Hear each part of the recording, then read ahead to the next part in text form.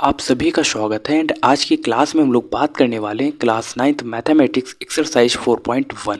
इस एक्सरसाइज के सारे क्वेश्चंस को हम डिटेल में कवर कर रहे होंगे, लेकिन अगर आप सभी चैनल पर पहली बार विजिट कर रहे हैं देन आप चैनल को भी सब्सक्राइब करिए।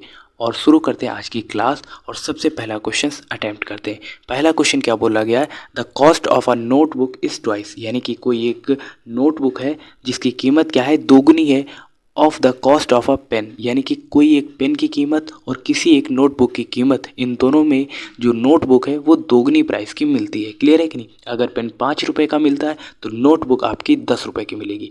पेन अगर आपका 10 रुपये का मिलता है तो नोटबुक आपकी 20 रुपये की मिलेगी। यहाँ तक कहानी क्लियर है कि नहीं। अब क्या बोला गया है, राइट अ लीनियर इक्वेशन। क्या आपको लिखना है, write a linear equation in two variables to represent in this statement, यानी कि इस स्टेटमेंट को रिप्रेजेंट करने के लिए आपको एक लीनियर इक्वेशन के फॉर्म में आपको इसका जवाब देना है। क्लियर है कि नहीं। अच्छा जी, उससे भी पहले आप ये समझिए कि लीनियर इक्वेशन होता क्या है। स्पेशली जो भी इक्वेशंस होती है वहाँ पर आपके नंबर डिजिट और इसके साथ साथ आपके अलजेब्रिक टर्म्स आ रहे होते हैं। इवन अगर आप समझना चाहें तो उसकी फॉर्म कुछ इस तरीके से होती है। आप लिखने का प्रयास करिए, जैसे ध्यान से देखना, ठीक है। जैसे A X plus B X plus C is equal to 0, कुछ इस तरीके की जो इक्वेशन होती है उसे हम लोग क्या कहते हैं, लीनियर इक्वेशन। क्या बोलते हैं, लीनियर इक्वेशंस इन टू वेरिएबल्स। यानी कि यहाँ पर देखो, ध्यान से देखो, एक्स और जो वाई आया हुआ है बी एक्स, ठीक है, एक्स और वाई जो आया है ये क्या है, टू वेरिएबल्स है। क्या है, टू वेरिएबल्स, यानी कि इनके फॉर्म में इक्वेशंस लिखी गई है।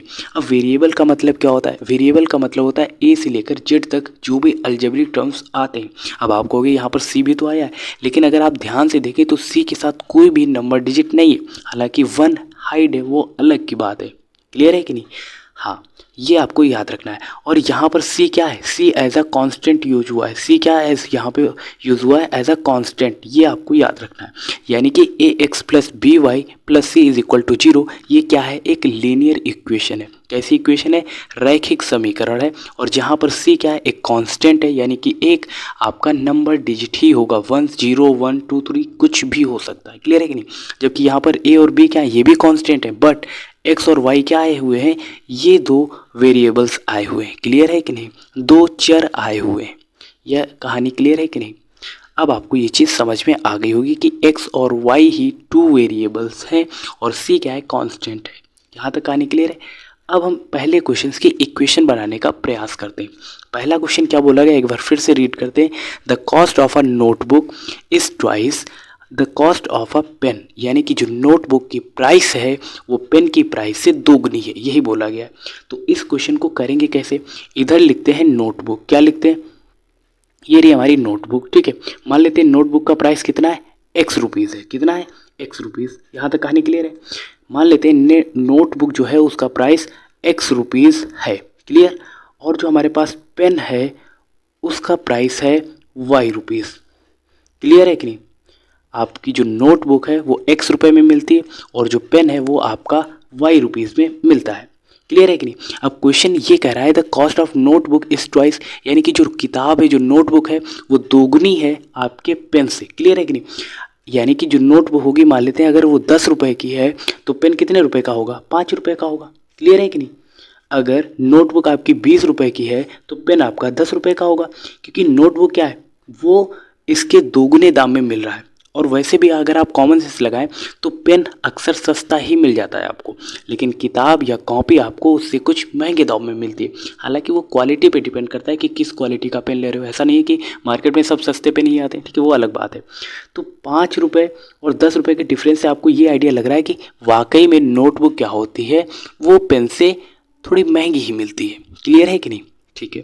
अब इस इक्वेशन को हमने बना लिया कि नोटबुक मान लिया एक्स रुपये में मिल रही है और पेन आपको वाई रुपये में मिल रहा है। क्लियर है कि नहीं।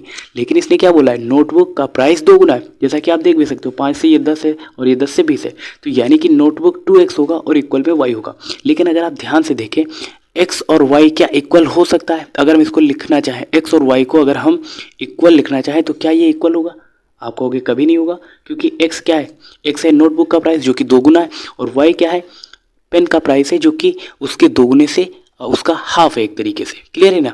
तो ये मान लेते हैं अगर 20 है, मान लेते हैं x क्या यहाँ पर 20 है और y यहाँ पर 10 होगा, क्लियर है कि नहीं, क्योंकि ये दोगुना होगा। तो अब आप ये बताइए इक्वल में अगर आप रखना चाहेंगे तो किस में और कितने से मल्टीप्लाई करेंगे कि इक्वल हो जाए।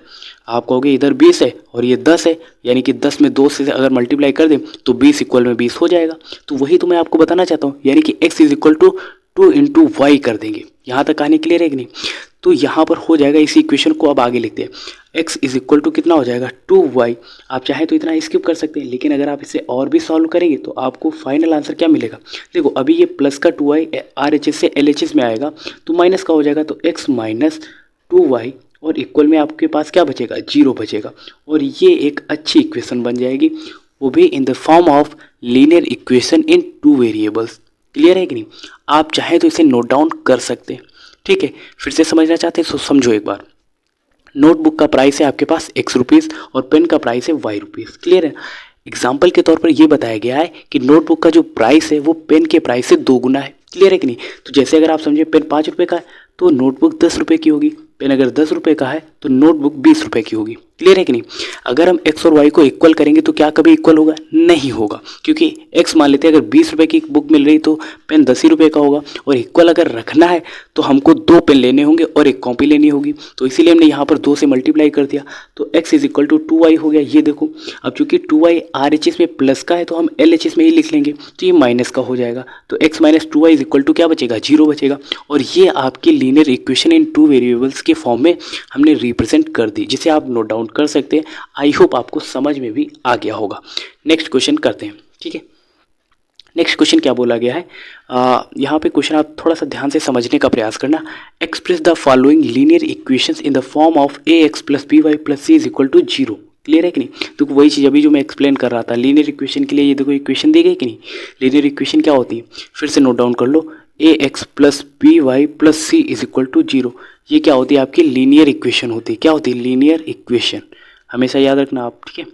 अब क्या बोला गया, यहाँ पर आपको indicate the value of a b c in each of cases, यानी कि यहाँ पर आपको ax plus by plus C is equal to 0 से हर एक इक्वेशन को कंपेयर करना है और a b c इन सब की वैल्यू आपको फाइंड आउट करनी है। ध्यान से समझना, अगर आप एक एग्जाम्पल को समझ जाएंगे देन आपसे बाकी क्वेश्चंस भी चुटकियों में सॉल्व हो जाएंगे, ठीक है। तो करते हैं, अब यहाँ पर हम लोग पहला एग्जाम्पल देखते हैं, ठीक है ना। यहाँ पर जो पहला एग्जाम्पल दिया गया है उसे हम लोग नोट डाउन करते हैं, क्लियर है, और उसी के माध्यम से समझने का प्रयास करते हैं। पहला एग्जाम्पल क्या दिया गया है, पहला एग्जाम्पल दिया गया है 2x plus 3y is equal to 9.35 के ऊपर बार लगा हुआ है और आपको यहाँ पर a b और c की वैल्यू फाइंड आउट करनी है, क्लियर है कि नहीं। सबसे पहले जो आपकी इक्वेशन दी जाएगी उसको पहले आपको LHS में लिखा है तो LHS में आप लिखो, RHS में लिखा है तो RHS में लिखो, यानी कि उसको एज अ कंपेयर टू इस इक्वेशन के फॉर्म में आपको बनाना है, क्लियर है कि नहीं। अच्छा जी, अब इसका मतलब क्या है, पहले आप इसी इक्वेशन को फिर से नोट डाउन कर लो। यहाँ पर लिखा गया है ax plus by plus c is equal to 0, यानी कि आपको हर एक इक्वेशन को किस फॉर्म में कन्वर्ट करना है, पहले आपको हर एक इक्वेशन को इस फॉर्म में लिखना है, ठीक है। किस फॉर्म में, यहाँ पर जैसा कि मैंने इस इक्वेशन को फिर से चलो हाईलाइट कर देते हैं ताकि आपको समझ में आ जाए, क्लियर है कि नहीं। ये रही इक्वेशन, क्लियर, ठीक है। अच्छा जी, अब हम पहली इक्वेशन को जब लिखेंगे तो ध्यान से आप देखो थोड़ा सा, यहाँ पर ये इक्वेशन कुछ ऐसे लिखी है 2x प्लस 3y, क्या हो रहा है भाई, आज ये पेन कुछ काम नहीं कर रहा, ठीक है। 2x plus 3y is equal to 9.35 के ऊपर बार, कुछ इस तरीके से इक्वेशन लिखी। जब आप एज कम्पेयर टू इस इक्वेशन के फॉर्म में इसको लिखना चाहोगे तो यानी कि आप करोगे क्या, यहाँ पे देखो 2x लिखा है, आप उसको ऐसे लिखोगे प्लस 3y, और ये देखो लेफ्ट राइट हैंड साइड में प्लस का लिखा है, माइनस प्लस का 9.35 के ऊपर बार, LHS में आएगा तो माइनस का हो जाएगा, आपको पता है ना, 3.5 के ऊपर बार, और इक्वल में क्या बचेगा, 0 बचेगा, क्लियर है कि नहीं। यहाँ तक आपको कोई डाउट नहीं होगा, ठीक है। अब हम अगर इसी इक्वेशन को कंपेयर करें किससे, जो ये इक्वेशन यहाँ पर लिखी गई है, कौन सी equation, ax plus by plus c is equal to 0, तब आपको इनकी वैल्यू क्या मिलेगी आपको बताना है, क्लियर है कि नहीं। देखो a से अगर कंपेयर करोगे तो यहाँ पर a की वैल्यू क्या मिलेगी, तो ए की वैल्यू यहाँ पर क्या मिलेगी भाई 2 मिलेगी। क्लियर है कि नहीं। बी से कंपेयर करोगे समीकरण को, इक्वेशन को, तो क्या मिलेगी बी की वैल्यू मिलेगी 3। ठीक है। और सी से कंपेयर करोगे तो यहाँ पर सी की वैल्यू क्या मिलेगी, देखो जो साइन लिखा है वो भी लिखना है। जैसे 2 के पहले क्या साइन था, प्लस का था, कुछ भी नहीं था, तो प्लस ए के ठीक आगे प्लस का 2 लिखा तो है ही, इनविजिबल है प्लस। ठीक है। बी की वैल्यू प्लस का 3 जो कि इनविजिबल है। ठीक है। प्लस का साइन। क्लियर है। सी की वैल्यू क्या लिखेंगे, देखो माइनस में आया हुआ है 9.35 के ऊपर बार, तो पूरा लिखेंगे 9 पॉइंट माइनस भी लगाएंगे 3.5 के ऊपर बार। इस तरीके से हमने पहला क्वेश्चन डिटेल में कर लिया है। क्लियर है कि नहीं। सेकेंड एग्जाम्पल भी करते हैं, उसको भी सही से नोट डाउन करेंगे। ठीक है। आप चाहे तो एज अ कंपेयर अगर आप करें तो हो जाएगा ये भी आसानी से। ठीक है। दूसरा क्वेश्चन यहाँ पर क्या लिखा गया है, दूसरा क्वेश्चन देखते हैं भाई। यहाँ पे लिखा गया है x माइनस वाई अपॉन में 5 माइनस का 10 इज इक्वल टू 0। ठीक है। इससे कंपेयर करना है। और इक्वेशन क्या होगी हमारी, इक्वेशन वही लिखते हैं जो यहाँ पर लिखी गई है, इससे कंपेयर करना है। इसको लिखते हैं ax प्लस का by और प्लस का c इज इक्वल टू 0। ठीक है। कंपेयर करते हैं। और कंपेयर करने से पहले आप ये देखो यहाँ पर x है, x वाला कोफिशिएंट इसका देखेंगे। देखो ए की जगह पे यहाँ पर क्या लिखा है, कुछ भी नहीं लिखा है। जब भी देखना जिसको हम कंपेयर कर रहे होंगे, देखो ए एक्स और यहाँ पर कुछ भी नहीं, सिर्फ एक्स है, तो देखो ए की वैल्यू कुछ भी नहीं लिखा है तो यानी कि 1 होगा, और आगे कोई भी साइन नहीं यानी कि प्लस का होगा, तो ए की वैल्यू प्लस का 1 हो गया। क्लियर है कि नहीं। अब देखो बी और वाई से कंपेयर करेंगे तो यहाँ पर वाई तो है लेकिन वाई के डिवाइड में 5 है, तो यानी कि बी की वैल्यू क्या होगी 1/5। क्लियर है कि नहीं। अब कहोगे 1/5 कैसे हो गया, देखो y/5 लिखा है कि नहीं। इसी चीज़ को आप क्या लिख सकते हो, इसको लिख सकते हो 1 × y। क्या फ़र्क पड़ेगा, नहीं पड़ेगा, डिवाइड बाय 5 है कि नहीं। इसका मतलब ये हो जाएगा y बाद की बात है, और यहाँ पर 1/5 ये कुछ इस तरीके से होगा। देखना ये इसका क्या हो जाएगा कोफिशिएंट, यानी कि b की वैल्यू, और इसके ठीक पहले माइनस का साइन है तो यहाँ पर हम माइनस भी लगाएंगे। क्लियर है कि नहीं। तो यानी कि b की वैल्यू क्या हो जाएगी 1/5 हो जाएगी। और c की वैल्यू कंपेयर करेंगे तो देखो c की वैल्यू यहाँ पर माइनस का 10 दिया गया है, तो पूरा लिखेंगे, तो c की वैल्यू क्या हो जाएगी माइनस का 10। तो इस तरीके से आपको ऐसे कंपेयर करना है और अपना आंसर फाइंड आउट करना है। क्लियर है कि नहीं। उसके बाद थर्ड क्वेश्चन क्या दिया गया, थर्ड क्वेश्चन नोट डाउन करते हैं। थर्ड क्वेश्चन दिया गया है माइनस का 2x, क्या लिखा हुआ है माइनस का 2x प्लस का 3y is equal to 6। Clear है कि नहीं। पहले आपको कुछ इस क्वेश्चन को इस फॉर्म में कन्वर्ट करना है। तो माइनस का 2x है, आप इसको ऐसे लिख लो, प्लस का 3y और ये प्लस का 6 LHS में आएगा तो माइनस का हो जाएगा और इक्वल में क्या बचेगा 0 बचेगा। अब आपको फिर से वही इक्वेशन लिखनी है। कौन सी इक्वेशन, ax प्लस by और प्लस का c इज इक्वल टू 0। ये इस इक्वेशन को क्या कहते हैं, लीनियर इक्वेशन कहते हैं। बिल्कुल सही। ठीक है। अब देखो कंपेयर करेंगे ax और यहाँ पर 2x, यानी कि a की वैल्यू कितनी हो जाएगी माइनस का 2, तो यहाँ पर a की वैल्यू कितनी लिखेंगे माइनस का 2। अब आप कहोगे भैया ये x के पहले जो 2 1 लिखा रहता है इसका मतलब क्या होता है, इसका मतलब ये होता है कोफिशिएंट ऑफ x। जैसे एक x के आगे लिखा है तो कोफिशिएंट ऑफ x होगा, y के पहले लिखा है तो कोफिशिएंट ऑफ y होगा, ऐसे इसको पढ़ते हैं। ठीक है। अब b की वैल्यू यहाँ पर क्या होगी, तो b से इसको कंपेयर करेंगे तो यहाँ पर देखो 3y लिखा हुआ है, यानी कि b की वैल्यू क्या हो जाएगी 3 प्लस का। यहाँ पर c की वैल्यू क्या लिखी है नेगेटिव का 6, तो यहाँ पर c की वैल्यू कितनी हो जाएगी माइनस का 6, और यही इसके ABC की वैल्यू होगी। क्लियर है कि नहीं। उसके बाद ये क्वेश्चन भाई फोर्थ वाला बहुत इंपॉर्टेंट है, आपके लिए कन्फ्यूजिंग होगा इसलिए करवा देते हैं इसको। ठीक है। क्या लिखा हुआ है x is equal to 3y। पहले आपको इस इक्वेशन को इस फॉर्म में कन्वर्ट करना है। ठीक है ना। तो यहाँ पे x लिखा है, x ही लिख लेते हैं, प्लस का 3y LHS में आएगा तो माइनस का हो जाएगा, और इक्वल में क्या बचेगा 0 बचेगा, क्योंकि वहाँ पर तो कुछ बचा ही नहीं। क्लियर है कि नहीं। अच्छा जी, अब हम इसे उस इक्वेशन से कंपेयर करेंगे। इसे लिखते हैं ax प्लस का by प्लस का c is equal to 0। Clear है कि नहीं। अच्छा जी, अब कंपेयर करेंगे तो देखते हैं कि क्या आंसर आता है। देखो ax है ax, अब देखो इसके आगे कुछ भी नहीं, x के आगे यानी कि कोफिशिएंट ऑफ x के आगे कुछ भी नहीं, तो कुछ भी नहीं तो मतलब कुछ नहीं होगा तो 1 होगा, हमेशा होगा। क्लियर है, तो 1 हो गया। b की वैल्यू कंपेयर करोगे तो माइनस का 3 मिलेगा। क्लियर है कि नहीं। और c की वैल्यू यहाँ पर क्या होगी, अब कन्फ्यूजिंग लग रहा है। तो एक क्वेश्चन हमेशा याद रख लेना। ठीक है। इसका जवाब हमेशा जब भी c के साथ कंपेयर कर रहे हैं, जिसको भी जिसके साथ कंपेयर कर रहे हैं वो ही डिजिट नहीं है तो उसका कोफिशिएंट क्या होगा, या फिर वो क्या होगा 0 होगा। अब आपको कि भैया ये आपको कैसे पता, तो आप भी समझ लो। ठीक है। इसी इक्वेशन को हम लोग और किस फॉर्म में लिख सकते थे, देखो x था, x लिख लिया, माइनस का 3y। ठीक है। अब देखो c का गुणांक है नहीं, अगर हम इसमें +0 ऐड करें तो क्या कुछ फ़र्क पड़ेगा, नहीं पड़ेगा, आपको भी पता है।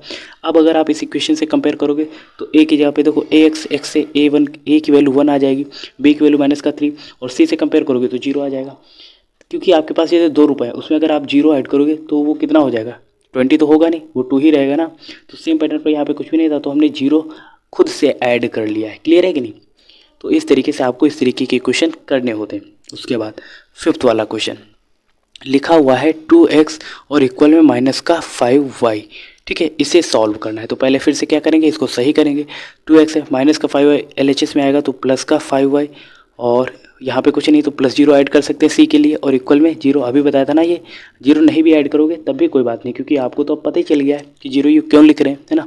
इक्वेशन लिखते हैं, linear equation ax plus by plus C is equal to 0। Clear है ना। अब कंपेयर करोगे तो a की वैल्यू आपको होगी 2 मिलेगी और b की वैल्यू 5 मिलेगी, है ना, ये रही, और c की वैल्यू यहाँ पे कुछ नहीं है तो क्या हो जाएगा, 0 हो जाएगा। क्लियर। इस तरीके से आपको ये क्वेश्चंस करने थे। उसके बाद 6th वाला क्या लिखा हुआ है, 3x plus 2 is equal to 0। Clear है ना। अब इसे कंपेयर करते हैं। ठीक है, तो यहाँ पर क्या हो जाएगा, ax हो जाएगा plus by plus C is equal to 0। Clear है कि नहीं। आप कहोगे बिल्कुल भैया कोई प्रॉब्लम नहीं, होनी भी नहीं चाहिए। ठीक है, तो a की जगह पे क्या हो जाएगा, देखो ax यहाँ पे 3x थी, यानी कि a की वैल्यू क्या हो जाएगी, 3 हो जाएगी। by यहाँ पे क्या by है, कहीं पर भी नहीं है, तो यानी कि b की वैल्यू क्या होगी, 2 होगी। यही गलत है, by देखो है ही नहीं इक्वेशन में, तो b की वैल्यू क्या हो जाएगी, 0 हो जाएगी। और c से कंपेयर करेंगे, क्योंकि c क्या है, कांस्टेंट है, एक नंबर डिजिट है, सिंगल नंबर 1 2 3 0 कुछ भी होगा तो वो ही c की वैल्यू होगी। तो c के साथ देखो कुछ भी नहीं होगा, हमेशा x y z कुछ भी नहीं होगा, कुछ नहीं होगा, सिर्फ नंबर होगा। तो 2 सिंगल लिखा हुआ है, यानी कि c की वैल्यू 2 हो गई, b की वैल्यू 0 हो गई, a की वैल्यू 3 हो गई। क्लियर है कि नहीं। आप कहोगे भैया कोई प्रॉब्लम नहीं है। उसके बाद 7th वाला क्या लिखा हुआ है, y minus 2 is equal to 0। ठीक है, अब फिर से वही इक्वेशन से कंपेयर करते हैं, ax plus by plus C is equal to 0। Clear है कि नहीं। अच्छा जी, अब इस इक्वेशन में खास बात क्या है, देखो ax आया जबकि ऊपर ax कहीं पर भी आया ही नहीं, यानी कि a की वैल्यू क्या हो जाएगी, 0। जब भी जिससे कंपेयर करते हैं और वो ना हो वहाँ पे वो 0 हो जाएगा। ठीक है, प्लस, ठीक है, अब देखो b की वैल्यू फाइंड आउट करते हैं, 1 मिनट भाई। ठीक है, b की वैल्यू, अब यहाँ पर b की वैल्यू कंपेयर करते हैं, तो देखो by आया है जबकि यहाँ पर y है सिर्फ, यानी कि b इसके आगे होना चाहिए, कुछ भी नहीं है, तो यानी कि b की वैल्यू क्या होगी, 1 होगी। क्या होगी, b की वैल्यू 1 होगी यहाँ पर। ठीक है, और c तो हमेशा कांस्टेंट होगा, तो c यहाँ पर कितना आया है, 2 आया है, और वो भी प्लस का है माइनस का है, तो c की वैल्यू माइनस का 2 हो जाएगा। क्लियर है कि नहीं। उसके बाद लास्ट वन क्वेश्चन क्या बोला गया, 5 is equal to 2x। Clear है कि नहीं। अब फिर से इसको पहले सही फॉर्म में कन्वर्ट करेंगे, तो देखो ये प्लस का 5x है, ये माइनस प्लस का 2x LHS में आएगा तो माइनस का 2x हो जाएगा, और इक्वल में क्या बचेगा, 0 बचेगा। अभी इसी इक्वेशन को और अच्छे से लिखेंगे तो ये क्या हो जाएगा, ये माइनस का 2x आगे आ जाएगा, प्लस का 5 और इज इक्वल टू 0, ये भी तो लिख सकते हैं, आपको कोई प्रॉब्लम नहीं है। अब हम इस इक्वेशन को किससे कंपेयर करेंगे, ax plus by plus C is equal to 0, और इस इक्वेशन को क्या कहते हैं, linear equation on 2 variables. Okay, compare अगर आप करेंगे तो देखो ax से अगर कंपेयर करोगे तो यहाँ पर माइनस का 2x लिखा है, यानी कि a की वैल्यू क्या हो जाएगा, माइनस का 2। b से कंपेयर करोगे तो कुछ है ही नहीं, by है, जबकि इस इक्वेशन में कुछ by है ही नहीं, तो यानी कि वो 0 हो जाएगा। और c की वैल्यू क्या हो जाएगी, निगेटिव का 5, और यही आपका आंसर आ रहा होगा, निगेटिव का 5। ठीक है, इस तरीके से आपके ये आंसर आ रहे होंगे। तो इस तरीके से हमने 4.1 एक्सरसाइज को डिटेल में कंप्लीट कर लिया है, और अब हम इसी एक्सरसाइज में 4.2 के सारे क्वेश्चंस डिटेल में कर लेते हैं। छोटी सी एक्सरसाइज है, 5 मिनट में हो जाएगी, आपको थोड़ा सा पेशेंस बना के उसको भी वॉच कर लेना है। ठीक है, यहीं पे रुको 5 मिनट और अभी उस एक्सरसाइज को भी कंप्लीट कर लेते हैं। क्लियर। पहला क्वेश्चन 4.2 एक्सरसाइज में पहला क्वेश्चन क्या दिया गया, आप थोड़ा सा ध्यान से पढ़िएगा। क्या बोला गया, which one of the following options is true and y. ठीक है, आपको पहले बताना है कि अगर वो ट्रू है तो क्यों है, उसका रीजन भी देना है। ठीक है, पहला क्वेश्चन दिया गया, y is equal to 3x plus 5 has a unique solution. ठीक है, ओनली 2 सोल्यूशन, इनफाइनाइट सोल्यूशन। ठीक है, तो अब आप ध्यान से देखें, अभी मैंने आपको 4.1 एक्सरसाइज में क्या बताया था, लीनियर इक्वेशन इन 2 वेरिएबल्स, और वो किस फॉर्म में होती है, आपने कहा था ax plus by plus C is equal to 0, इस फॉर्म में होती है। क्लियर है कि नहीं। अगर आप इस इक्वेशन को ध्यान से देखो तो क्या ये इक्वेशन इस फॉर्म में है, आप कहोगे भैया बिल्कुल है, क्योंकि आपने इसको सही से कन्वर्ट करना भी सीख लिया था। नहीं आता है तो फिर से चलिए करके देखते हैं। यहाँ पे लिखा है y is equal to 3x plus का 5। क्लियर है कि नहीं। तो देखो ये y जो लिखा है ये 3x प्लस 5, अगर पूरी इक्वेशन लेफ्ट हैंड साइड में लाएंगे तो ये y रहेगा और ये माइनस का 3x हो जाएगा और ये माइनस का 5 और इक्वल में क्या बचेगा, 0 बचेगा। क्लियर है। अब आप इसी इक्वेशन को थोड़ा और अच्छे से लिख सकते हो, यानी कि सबसे पहले ax आए तो ax के लिए हम यहाँ से सबसे पहला x वाला डिजिट देखेंगे तो माइनस का 3x आए तो माइनस का 3x पहले आ जाएगा, ठीक है। फिर यहाँ पे by आया तो यहाँ पर y है तो प्लस का y लिख लेते हैं, और यहाँ पे c आया और यहाँ पर माइनस का 5 है तो माइनस का 5 लिख लेते हैं, इक्वल में 0। तो ये इक्वेशन किस फॉर्म में हो गई, ये linear equation in two variables के फॉर्म में है। क्लियर है ना, किस फॉर्म में, ये linear equation in two variables के फॉर्म में है। और ऐसे इक्वेशंस के जो सोल्यूशन होते हैं वो इनफाइनाइट सोल्यूशन होते हैं। कितने सोल्यूशन होते हैं, इनफाइनाइट सोल्यूशन होते हैं। क्लियर है ना। अगर आपको कुछ ऐसी इक्वेशन दिख जाए ax plus B Y plus c in the form of linear equation in two variables and इसके सोल्यूशन जो होंगे वो इनफाइनाइट मैनी सोल्यूशंस होंगे। कितने होंगे, इनफाइनाइट मैनी सोल्यूशन। तो पहला ऑप्शन क्या हो जाएगा, पहले क्वेश्चन का आंसर हो जाएगा infinite many solutions, because this is linear equation in two variables. Reason भी आपके पास है, ठीक है। यहाँ पे आप लिख सकते हो because this is a linear equation in two variables, ठीक है। ऐसे आप लिख सकते हो अपनी बात, ठीक है। अगर आप इक्वेशन भी दिखा दोगे देन ये तो सोने पर सुहागा वाली बात हो जाएगी, ठीक है। ये कहावत आपने पढ़ी है कि नहीं, idioms and phrases, ax plus B y, ठीक है, plus C is equal to 0।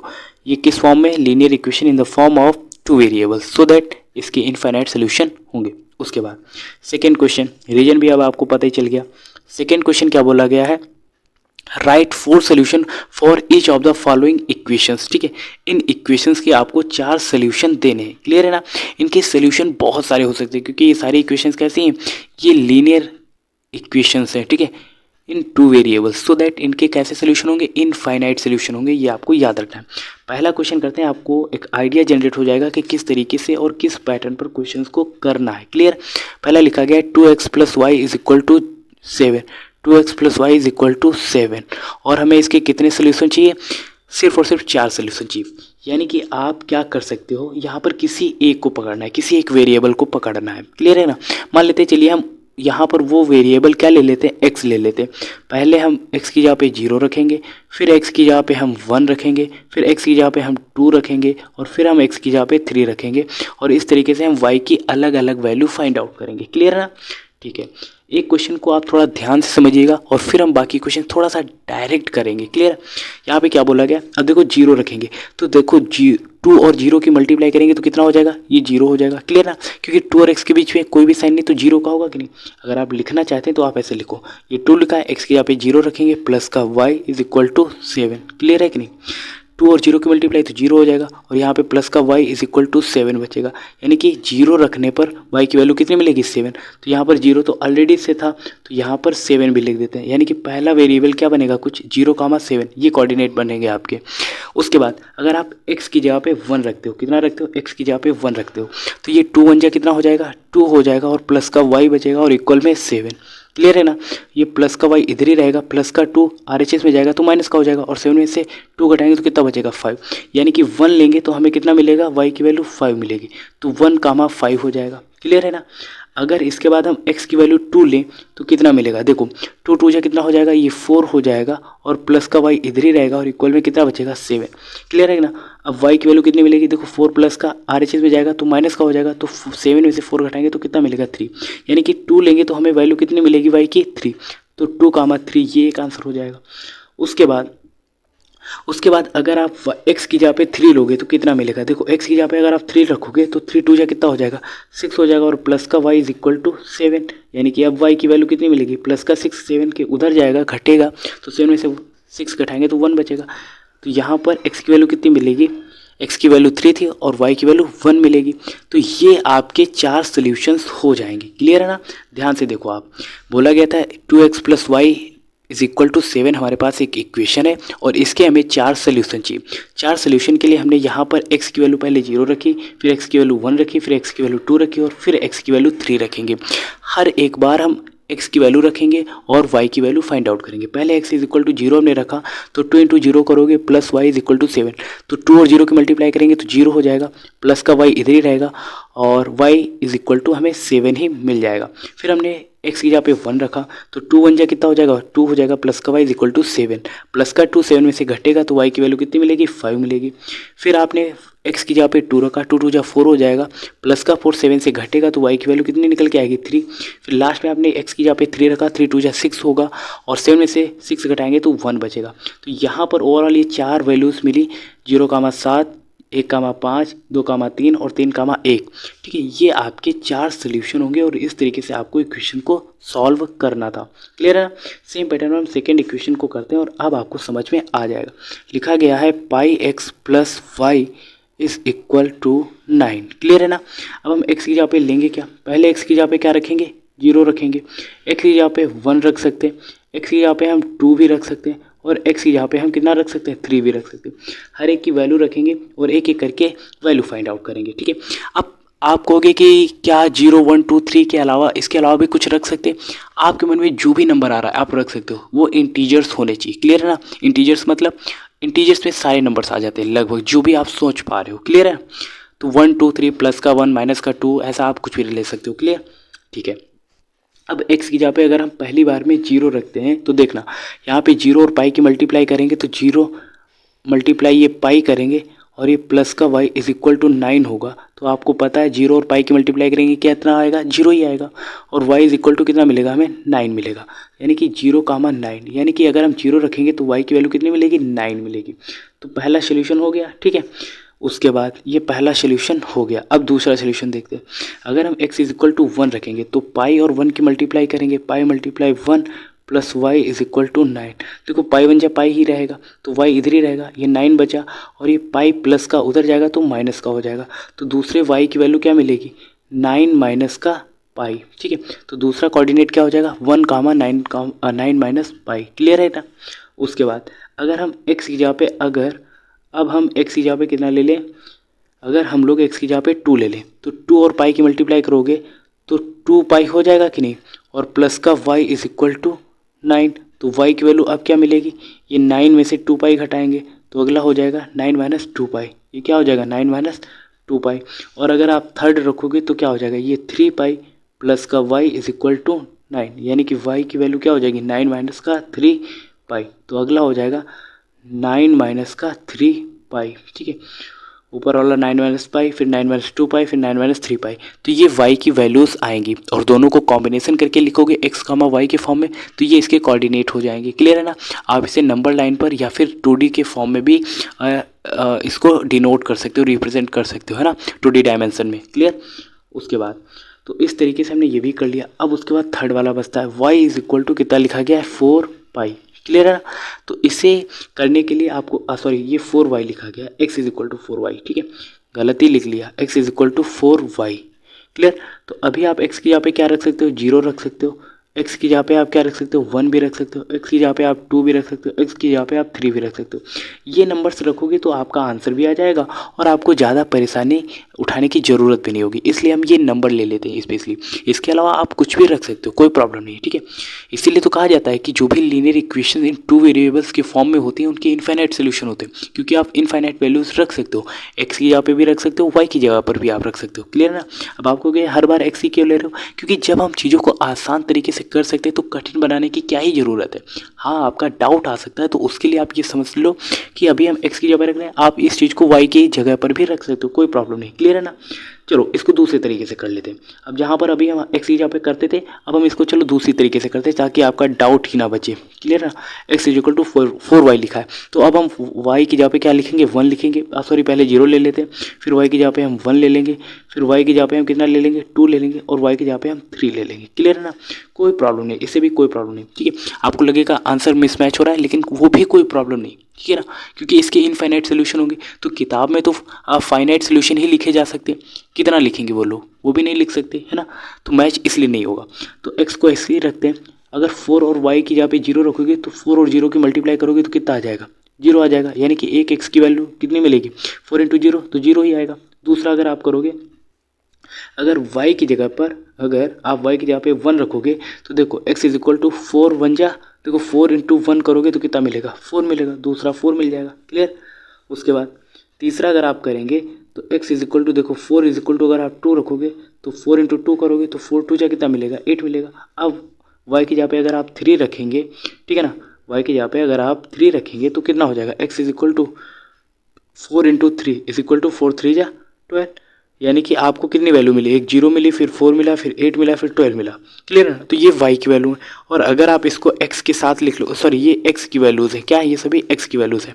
पहला है 0 कामा 0 हो जाएगा, फिर दूसरा यहाँ पे 4 आया और वहाँ पे 1 है तो दूसरा हो जाएगा 4 कामा 1, दूसरा हो जाएगा 4 कामा कितना हो जाएगा 2, ठीक है, सॉरी 8 कामा 2, ठीक है, दूसरा हो जाएगा 8 कामा 2, 8 कामा सॉरी यहाँ पे 8, इसको क्या लिखते हैं 8 कामा 2 भी बोलते हैं, ठीक है, उसके बाद 12 कामा 3, ऐसा कुछ, ठीक है।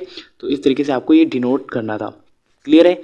उसके बाद ये थर्ड क्वेश्चन थोड़ा सा इंपॉर्टेंट है, आपको समझना है क्या बोला गया है। Check which of the following are solution of the equation x minus 2y is equal to 4 and which are not, ठीक है।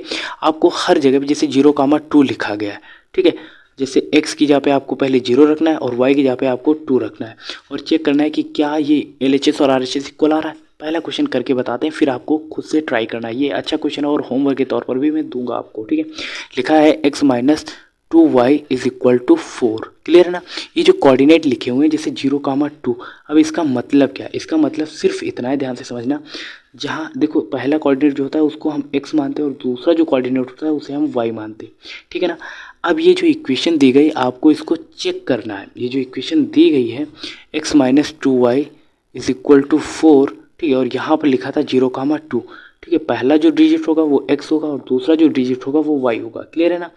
अब आपको चेक क्या करना है, जहाँ पर x आया वहाँ पर आप ये 0 रख सकते हो, जहाँ पर y आया वहाँ पर आप ये 2 रख सकते हो। फिर आपको चेक करना है कि क्या LHS और RHS इक्वल है कि नहीं। तो यहाँ पर क्या आप रख सकते हो, x इज इक्वल टू पहले 0 आया था 0 रख सकते हो, y इज इक्वल टू 2 आया 2 रखते हैं। तो x की जगह पे 0 रखोगे, माइनस से माइनस 2 इंटू वाई की जगह पे कितना रखना है 2 इज इक्वल टू 4, ठीक है। 0 में से 2 2 जा 4 हो जाएगा इज इक्वल टू 4। अगर आप 0 में से 4 घटाओगे तो माइनस का 4 ही बचेगा और इक्वल में 4। क्या ये दोनों इक्वल हैं, आप होगे बिल्कुल भी नहीं। तो पहला वाला आंसर क्या हो जाएगा, गलत हो जाएगा।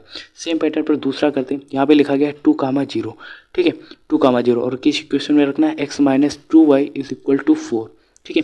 अब आपको क्या करना है, आप कहोगे जहाँ पर भी x आया है, यहाँ पर भी x आया वहाँ पर y 2 रखेंगे और जहाँ पर y आया वहाँ पर 6 रखेंगे। तो यहाँ पे 2 रखेंगे और 2 इंटू वाई की जगह पे क्या रखेंगे 6 इज इक्वल टू 4। क्लियर है। 2 माइनस 2 6 या 12 इज इक्वल टू 4। अगर आप 12 में से 2 घटाओगे तो माइनस का 10 मिलेगा और इक्वल में 4, क्योंकि दोनों ही इक्वल नहीं होगा तो ये भी वेरीफाई नहीं करेगा, ठीक है। उसके बाद थर्ड वाला रखते हैं x minus 2y is equal to 4। यहाँ पर 4 कामा 0 दिया गया, इसका मतलब 4 को x की जगह पे रखेंगे, 4 को कहाँ पे रखेंगे x की जगह पे, इसको x की जगह पे, इसको y की जगह पे। तो x की जगह पे अगर आप रखोगे तो 4 आ जाएगा, माइनस 2 इंटू 0 रखोगे इक्वल में 4, ठीक है ना। तो 4 माइनस 2 इंटू 0 करोगे तो 0 रहेगा और इक्वल में 4।